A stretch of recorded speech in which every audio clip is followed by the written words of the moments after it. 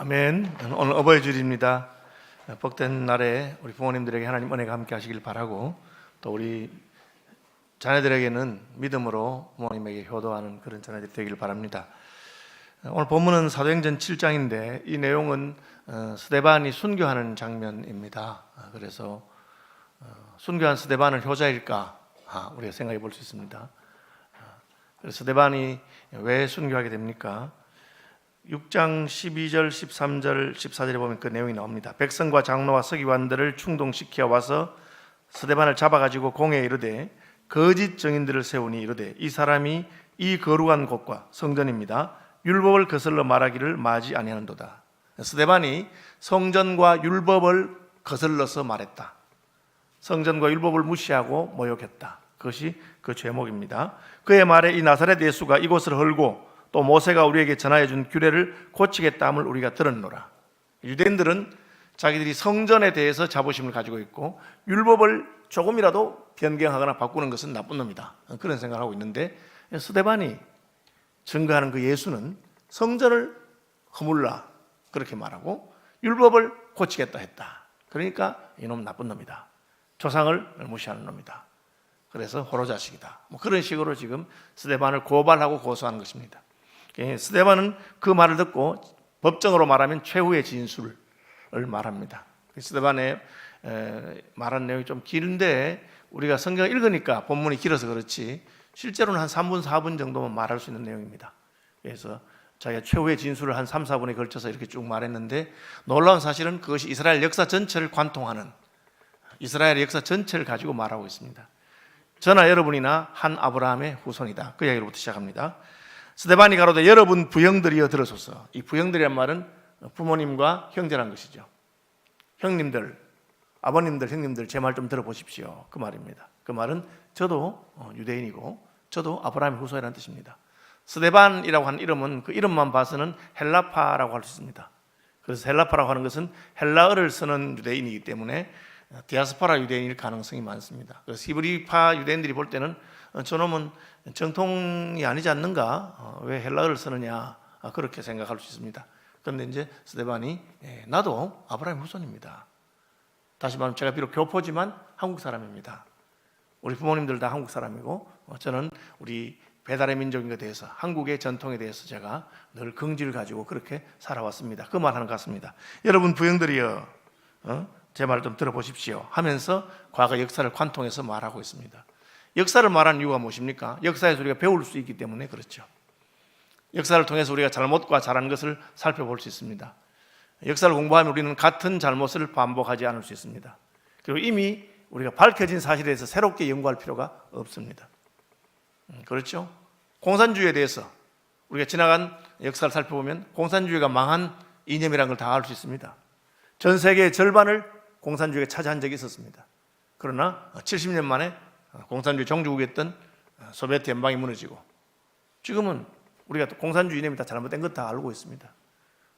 오늘날 와서 다시 한번 무슨 공산주의 혁명을 하자 이렇게 말하는 우리 다 웃을 것입니다. 지나간 것이고 잘못된 것인데 왜 그렇게 하느냐, 그렇게 생각할 것이죠. 이미 그것은 다 증명된 것이기 때문에 그렇습니다. 이미 발견된 것, 발명된 것을 다시 연구하는 것도 우스운 이야기죠. 이를테면 아주 머리 좋은 사람이 있습니다. 그래서 뭘 열심히 개발하고 있습니다. 뭘 만들고 계십니까? 예, 제가 컴퓨터를 만들고 있습니다. 아주 신기하고 놀라운 것입니다. 그럼 우리가 어떻게 생각합니까? 웃죠? 아니 무슨 컴퓨터를 만들어, 이미 다 컴퓨터가 발명돼 가지고 1세대, 2세대, 3세대, 4세대, 5세대 지나가는데 무슨 컴퓨터를 만들고 있어요? 만들지 말고 이미 만들어 놓은 거 쓰세요, 그렇게 말할 겁니다. 아주 머리 좋은 사람이 그냥 물건을 만들고 있습니다. 뭘 만드십니까? 제가 하늘을 나는 기계를 만들려고 합니다. 비행기를 만들려고 합니다. 우리 다 웃죠? 무슨 비행기, 지금 로켓가 다 만들어져 있는 시대인데 비행기 다 만들어 놨어요. 역사를 공부하지 않고 자기 혼자 자기 세에 같이 했으면 그런 식으로 될 수 있죠. 잘못한 것에 대해서 반성하지 않을 수 있거나, 혹은 이미 다 증명되고 이미 다 개발된 것을 다시 한번 새롭게 자기가 뭘 한다고 그렇게 할 필요가 없습니다. 스데반이 하는 이야기 그겁니다. 성전과 율법에 대해서, 성전과 율법이 어떤 기능을 가지고 있는지, 왜 성전이 필요했는지, 왜 지금은 성전이 필요 없는지 스데반 다 알고 있습니다. 성전이라고 하는 것은 하나님이 사람과 만나주는 특별한 장소가 있다는 것입니다. 성전에서만 하나님이 사람을 만납니다. 오직 여호와는 그 성전에 계시니 온천하는 그 앞에 잠잠할지어다. 그러나 하나님이 성전에서 사람을 만난다고 해서 다른 곳에서 안 만나신 거 아닙니다. 하나님이 아브라함에게 나타나셨습니다. 갈대아 우르에 있을 때 영광의 하나님이 나타나셔서 그를 불렀습니다. 성전이 아니니까 아브라함은 그러면 잘못된 것입니까? 모세는 광야에서 가시나무 떨기에서 하나님을 만났습니다. 성전에서 만난 거 아닙니다. 중요한 것은 성전이 아니라 하나님을 만난다는 것입니다. 하나님은 성전을 통해서 하나님이 우리를 만나기를 원하시고 하나님이 우리를 만나시는 특별한 방법이 있다는 걸 보여준 것입니다. 그리고 그 성전은 예수님 안에서 완성되었습니다. 예수님께서는 이제 예수 안에서 우리를 만나 주십니다. 내가 곧 길이요 진리요 생명이라. 예수님 바로 길이십니다. 예수님 안에 생명의 성전이 있습니다. 너에게 이 성전을 헐라 내가 사흘 만에 다시 일으키리라 세우리라 하신 것은 본인이 성전이기 때문에 예수님이 십자가에 죽으시고 3일 만에 부활하실 것을 말씀하신 것입니다. 스데반은 그걸 알고 있습니다. 그거 있으니까 답답하죠. 아직까지 공산주의 이념을 떠드는 사람이 있다면, 아직까지 우리나라의 주사파 이론을 따르는 사람이 있으면 그건 잘못된 사람입니다. 그게 그 옛날 이야기죠. 그걸 할 필요 없는 것입니다. 율법에 대해서도 마찬가지입니다. 율법은 우리를 하나님께로 이끄는 몽학선생, 가정교사와 같은 과거의 것입니다. 이미 길이요 진리요 생명이신 예수님께서 오셔서 진리를 가르쳤습니다. 너희가 성경에서 영생을 얻는 줄 생각하고 성경을 상고하거니와 이 성경이 곧 내게 대해 말하는 것이라. 그렇게 말한 것입니다. 이미 메시아가 오신 것입니다. 우리가 왜 신천지, 통일교, 또 이만희 그런 사람들 다 이게 틀렸다고 합니까? 이미 예수님 오셨는데 자기가 뒤늦게 자기가 무슨 구세주라고 하니까 이미 예수님 다 이루신 것을 제가 왜 또 저렇게 하느냐, 우리 그렇게 생각하는 것이죠. 역사를 공부하는 것은 과거 역사를 통해서 우리가 교훈을 받는 것입니다. 믿음의 선진들의 발자취 위에서 우리는 한 걸음 더 앞서가 나갈 수 있습니다. 이미 예수님께서 오셨습니다. 유대인들이 아직도 메시아가 오기를 기다린다 하면 우리는 참 안타까운 마음이죠. 이미 오셨는데 왜 또 메시아를 기다리고 있습니까? 그렇죠. 모세는 위대한 사람이지만 여호수아는 다시 광야의 그 모세의 경험을 되풀이할 필요가 없습니다. 모세의 경험을 바탕으로 해서 여호수아는 가나안 땅으로 들어가면 되는 것입니다. 여호수아보다 모세가 더 위대하지만 그러나 여호수아가 가나안 땅에 들어간 것이죠. 이처럼 스데반은 지나간 역사를 통해서 말하고 있습니다. 스데반이 과거의 모든 역사적인 사실을 언급한 것은 아닙니다. 그런 3분 만에 다 말할 수 없겠죠. 스데반은 과거 역사 가운데 중요한 몇 가지를 언급하고 있습니다. 아브라함과 모세와 다윗과 솔로몬, 그런 이야기를 하고 있습니다. 아브라함은 이스라엘 조상이죠. 모세는 율법과 성막을 만든 사람입니다.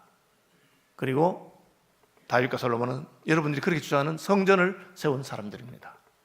그래서 과거 역사 가운데 중요한 것을 몇 가지 말하고 있습니다.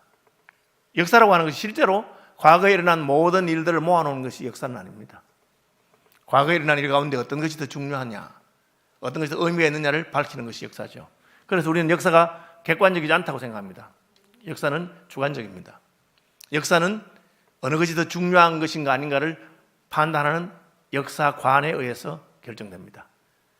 그래서 어떠한 역사관을 가지느냐, 무엇이 중요하냐가 다르죠. 우리나라 역사관은 왕들의 이야기가 중요하다고 생각해서 왕들의 이야기만 많이 적어놨습니다. 그것이 왕조실록이라는 겁니다. 오늘 임금님께서 무엇을 드셨다, 오늘 임금님께서 무슨 말 했다, 그게 중요하다는 거죠. 왕의 역사가 중요하니 그렇게 한 겁니다. 오늘날은 그렇게 생각하지 않습니다. 오늘날은 왕들의 역사가 아니라 국민들의 이야기, 국민들의 역사가 더 중요하다. 그래서 3.1운동 중요하다. 왜? 온 국민들이 함께 일어나서 독립만세를 외치기 때문에 그렇게 생각하는 것이죠. 오늘날 중요한 것은 경제다, 경제. 그래서 경제가 어떻게 발전하는가 중요하다, 그렇게 생각하는 겁니다. 그러면 성경은, 스데반은 무엇을 말하고 있습니까? 역사에서 가장 중요한 것은 무엇입니까? 하나님의 구원이죠. 하나님께서 우리를 어떻게 구원하셨느냐, 그게 제일 중요한 겁니다. 그래서 성경사 가운데서도 구원과 관련된 것, 아담 하와가 선악과 따먹은 게 왜 중요합니까? 과일 하나 따먹었는데 그것이 바로 우리의 타락과 관계되기 때문에, 인류가 하나님의 구원에서부터 멀어진 것이기 때문에 중요한 것입니다. 예수님 오신 게 왜 중요합니까? 예수님 우리를 구원하신 분이기 때문에 그렇습니다. 그래서 이스라엘 역사를 통해서 중요한 것, 아브라함의 사건, 모세의 사건, 그리고 다윗과 솔로몬의 성전 건축에 관한 것을 스데반이 말하고 있습니다. 여러분의 가문이든지 혹은 대한민국 역사에서 중요한 것이 다 있을 것입니다. 그렇죠. 우리나라는 수천 년 동안 양반 상놈이었고 한국민의 절반 이상은 노예였습니다. 노예는 자유도 없어요. 그냥 주인이 멋대로 사고 팔고 그렇게 하는 것입니다. 그런데 우리는 그런 모든 한국 역사 가운데 중요한 게 뭐냐? 복음이 한국에 들어온 게 중요하다고 생각합니다. 한국 사람들이 예수 믿게 된 게 중요한 사건이라고 생각합니다. 그리고 예수 믿어서 우리에게 큰 변화가 있었다고 그렇게 생각합니다. 그것은 성경적인 역사관, 기독교적인 세계관이죠. 스데반은 과거 역사 가운데 아브라함이 참 중요하다고 생각했습니다. 아브라함이 효자입니까? 부모 집을 떠났습니다. 고향을 떠나고 본토와 친척 아버지 집을 떠났습니다. 세상적으로 볼 때 아브라함이 효자가 아닐 수 있습니다. 그러나 아브라함은 이스라엘 민족의 새로운 시작이 되었고 민족의 조상이 되었습니다. 그야말로 가문의 영광이고 그 가문을 일으킨 사람이라고 할 수가 있습니다. 왜 그렇습니까? 하나님을 만났기 때문이죠. 스데반은 여러분들이 아무리 떠들고 많은 사람들이 주장한다고 해서 그것이 옳은 것이 아닙니다. 중요한 것은 하나님께서 어떻게 판단하시냐, 평가하시는 것입니다. 우리는 아브라함의 후손인 것을 자랑스럽게 생각하는 민족 아닙니까? 아브라함은 갈대아우르를 떠난 사람들입니다. 그렇지만 우리는 아브라함을 우리의 조상으로 봤답니다. 왜 그렇습니까? 아브라함이 하나님을 만나고 하나님의 부름을 따라서 나섰기 때문에 그 아브라함의 믿음과 순종을 우리가 중요하게 생각 안 합니까? 그렇지 않습니까? 그러니까 예수님도 마찬가지입니다. 여러분들이 모여가지고 예수님 잘못됐다, 우리가 옳다, 사람이 많이 모이고 큰 소리 치는 게 중요한 거 아닙니다. 도대체 여러분은 하나님께서 예수님과 어떤 관계인지 아십니까? 그렇게 물어보는 건 마찬가지입니다. 저를 보고 성전을 모독하고 율법을 모독했다는데 그렇지 않습니다. 한번 이야기해 봅시다 하면서 아브라함 이야기를 하는 것이죠. 조상의 유산은 하나님을 얼마나 잘 섬겼느냐 하는 그게 중요한 것입니다. 저희 할아버지는 자수성가에서 부자가 되신 분입니다. 제가 어릴 때 이야기 많이 들었어요. 우리 할아버지 굉장히 구두쇠예요. 그러니까 아껴서 부자 된 분이니까 밖에 나가서는 화장실에도 안 가요. 왜? 그게 그름이기 때문에. 왜? 남의 집에 가서 그름을 주는 내가. 우리 집에 와서 해야 돼. 농사 짓는 분이니까. 그렇게 구두쇠였어요.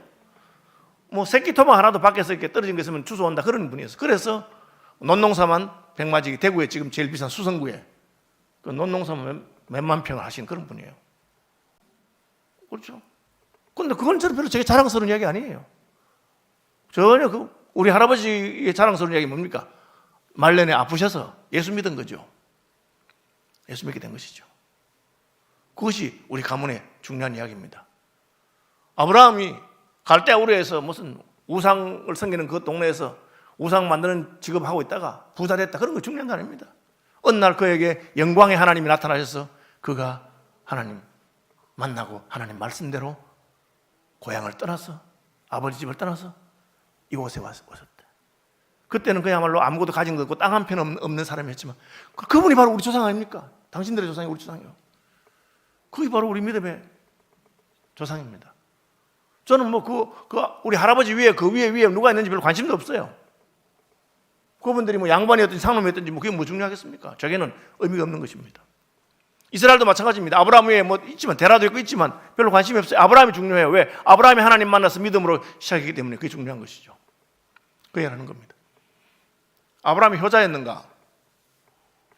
잘 모르겠죠. 그러나 성경은 그것이 효자요, 그것이 가문을 일으킨 것이라고 말합니다. 셰익스피어라고 소설을 잘 쓰는 사람이 있어요. 영어권에서는 셰익스피어를 제일 쳐줍니다. 셰익스피어 작품 가운데 리어 왕이라고 하는 왕 이야기 있습니다. 그 왕에게 딸이 셋 있는데 아버지가 딸들 좋아하니까 딸이 물어보는 거예요. 너희들 누구하고 살고 싶냐? 결혼하면 누구를 더 좋아할 거냐? 이런 물으니까 큰 두 딸들은 아버지 마음속대로 하려고 아버지 저는 결혼 안 할 거예요. 아버지가 평생 살 거예요. 혹시 결혼해도 저는 아버지가 최고예요. 그렇게 말하니까 아버지 기분이 좋았습니다. 막내딸은 아버지 저를 너무 의지하지 마세요. 저는 이제 결혼하면 남편 따라갈 거예요. 결혼하면 저는 남편하고 살 겁니다. 이렇게 말하니까 제일 좋아했던 셋째딸이 그냥 기분이 나빴습니다. 저거 키워봐도 아무 소용이 없구나 이렇게 생각했어요. 진짜 누가 효자였습니까? 나중에 아버지가 왕에게 쫓겨나게 되고 갈 곳이 없으니까 큰 두 딸들은 아버지 다 무시했습니다. 셋째 딸은 아버지를 진심으로 위해주고 그렇게 합니다. 그래서야 아버지가 후회합니다. 왜? 겉으로 드러난 게 중요한 건 아니에요. 저희 교회 부목사님 이야기입니다. 부목사님들은 이제 담임 목사로 갈 때가 되니까 이 교회 저 교회에서 이제 이렇게 선도 보기도 하고 가서 설교도 하고 그렇게 하잖아요. 한 번은 어느 교회 갔는데 그게 이제 원로 목사님, 은퇴하신 원로 목사님이 후임을 생각하면서 상당히 마음에 들었는가 봐요. 그 마지막으로 질문한 거예요. 야, 내가 물어보게, 너는 참 괜찮은 것 같다. 우리 교회는 대대장급이라는 너는 사단장급 되는 사람이 오는 것에 내 마음이 너무 든다. 하나만 물어보고 이제 결정하려 한다. 너 이제 우리 교회 담임 목사라 와도 내 말 잘 들을래? 그걸 물어본 거예요. 그러니까 이 멍청한 게, 예, 잘 듣겠습니다. 죽도록 정말 이러면 될 건데, 그래 안 하고, 예, 제가 저 권호원 목사님 밑에서 오래 배웠는데 우리 목사님이 사람의 말 듣지 말고 하나님 말씀을 들으라. 그러면 연락이 안 오는 거예요. 저는 그 원로 목사님도 바보라고 생각해요. 그죠? 저는 목사님 너무 좋아하고 목사님 잘하겠습니다. 그러면 그 사람이 충신입니까? 아닙니다, 여러분. 하나님한테 잘하는 것이 나한테도 잘합니다. 그죠? 인생은 관계가 어떨지 몰라요. 하나님 잘 믿는 아내가 남편이 잘한 겁니다. 하나님 잘 믿는 며느리가 시부모님한테 잘합니다. 왜? 하나님께서 그 마음을 움직이기 때문에 그래요. 나는 뭐 이런 집에 시집 와서 우리 시어머니 너무 마음에 안 든다 그렇게 생각이 들어도 그 속에 믿음이 있으면 하나님께서 그 마음을 바꿔줍니다. 저도 그렇더라고요. 제가 학생들을 많이 가르쳐 보니까 어떤 집은 참 무슨 부모가 저런 부모가 있나, 참 지지리도 못난 부모가 자식들한테 도움이 전혀 안 되고 그런 부모도 있습니다. 애가 막 부모가 싫고 막 그냥 그야말로 가출하고 싶은데 그래 못하고 있는 그런 사람도 있습니다. 그런데 그런 애들도 은혜를 받고 예수 믿고 하나님을 잘 믿게 되니까 그 부모를 불쌍히 여기는 마음이 생기고, 우리 부모가 참 저래도 하나님이 나를 이 부모님 밑에 태어나게 했으니까 나라도 잘해드려야 되겠다. 그 사람이 하는 것이 아닙니다. 어떤 사람이 효자입니까? 예수 잘 믿는 사람이 효자입니다. 단순히 뭐 부모님이 시키는 대로 전통과 유전을 따르는 것이 아니고, 스데반이 하는 말이 우리 조상들이 그렇게 많아도 그 중에서 아브라함의 믿음을 따르고, 그 중에서 모세의 순종을 따르고, 다윗의 회개와 그 충성을 따르는 그것이 우리의 전통이에요. 우리 가문의 유산이지. 그것이 하나님이 기뻐하는 것이고 그렇게 하는 겁니다.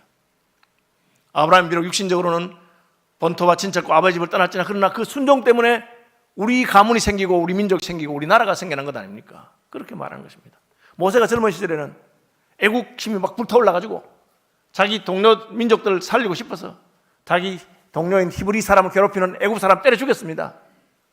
그 다음 날에 히브리 사람들이 싸우니까, 야, 우리가 지금 종로로 사는데 우리끼리 싸우면 되겠나 하고 말리니까 전혀 몰라주고 그 히브리 사람들이, 야 임마 너 어제 애국 사람 때려 죽이더니만 오늘은 나도 죽일라 하나?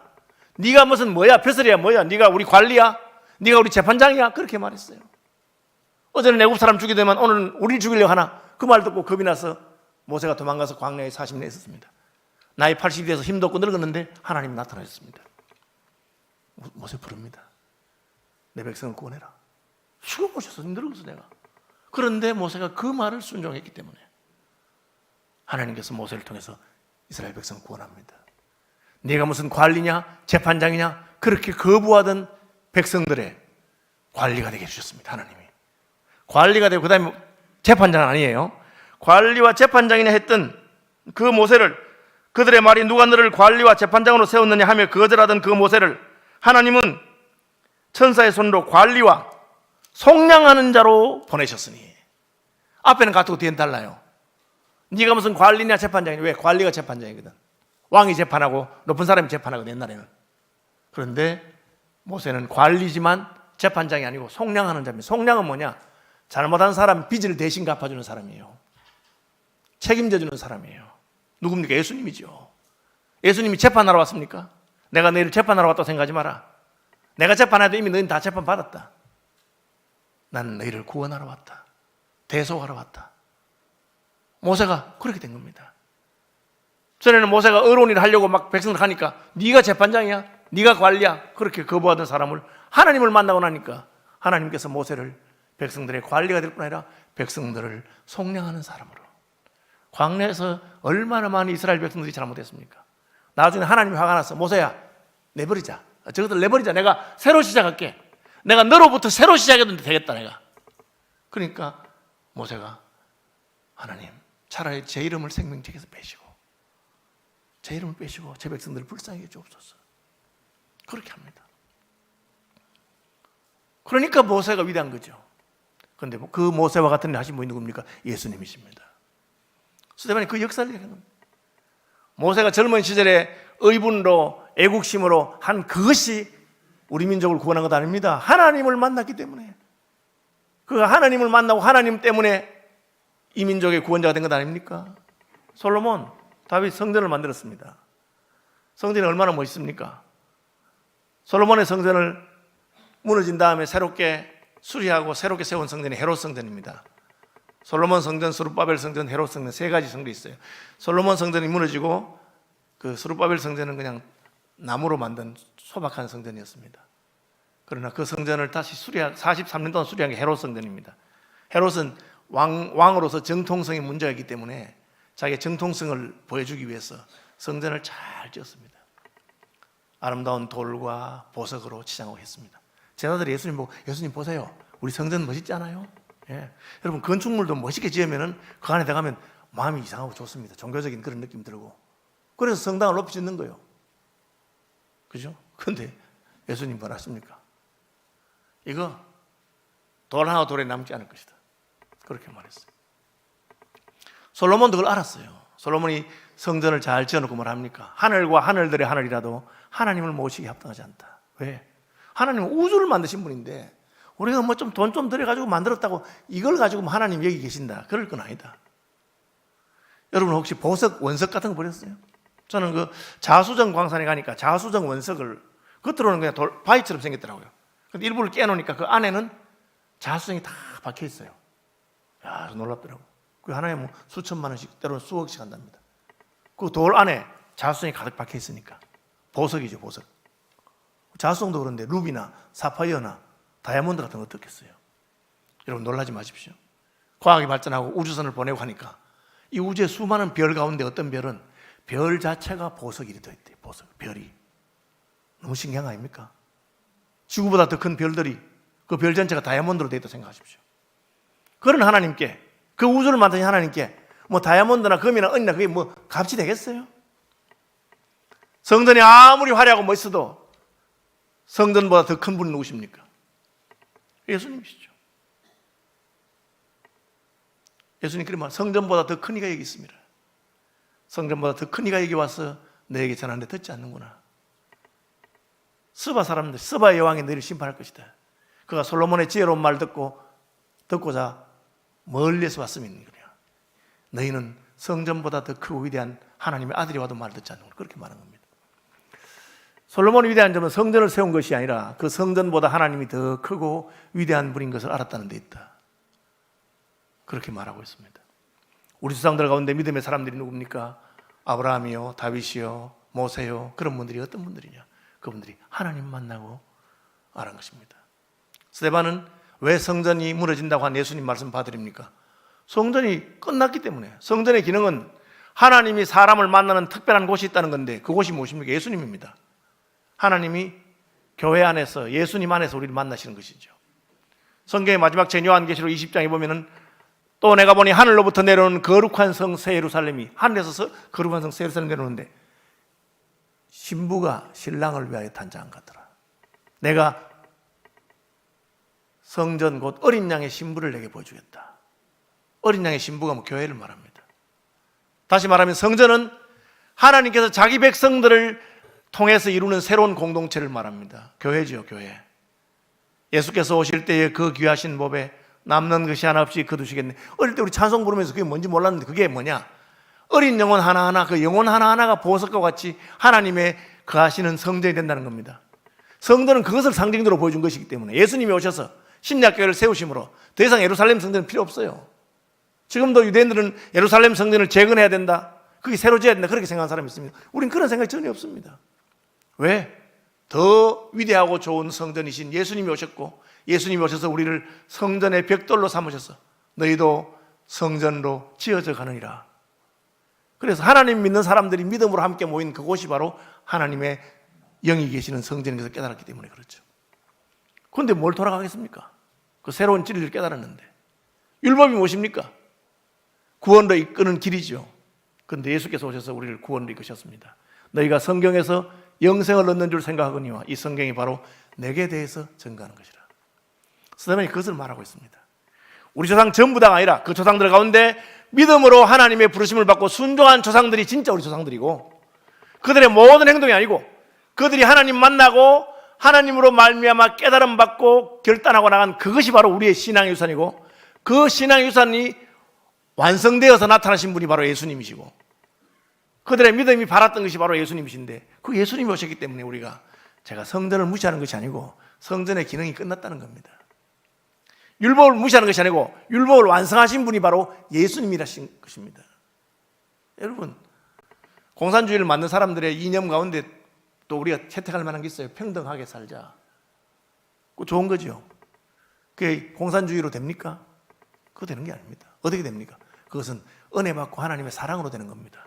초대교회가 어떻게 서로 가난한 자나 부한 자 같이 있으면 그 속에 하나님의 은혜가 들어가고 사랑하는 마음이 생기니까 부유한 사람들이 자기 것을 내놓는 것입니다. 여러분, 미국의 부자들이 어떤 운동하면 세금 좀 많이 내자 운동해요.